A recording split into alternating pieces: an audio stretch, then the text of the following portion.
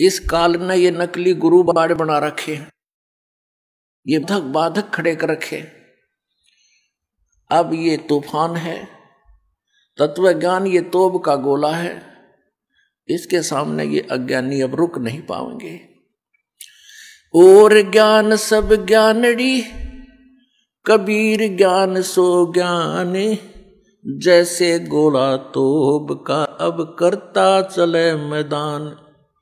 ये तत्व ज्ञान परमात्मा का दिया हुआ ज्ञान, सच्चिदानंद घन ब्रह्म की वाणी में, जो कबीर वाणी में लिखा, ये ज्ञान ये तोब यंत्र का गोला है,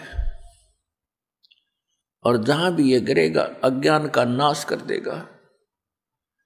अब ये गोले डाले जा रहे हैं, घर घर में संदेश भेजा जा रहा है, ज्ञान गंगा पुस्तक परमात्मा के बच्चों तक पहुंचाई जा रही है। जहां भी ये गिरेगा, जहां भी ये पुस्तक होगी, उस घर का तो उद्धार होगा ही होगा 101 पीढ़ी का, और पड़ोसी भी उससे प्रभावित होकर के फिर यहां आएंगे, सदा सुखी हो जाएंगे।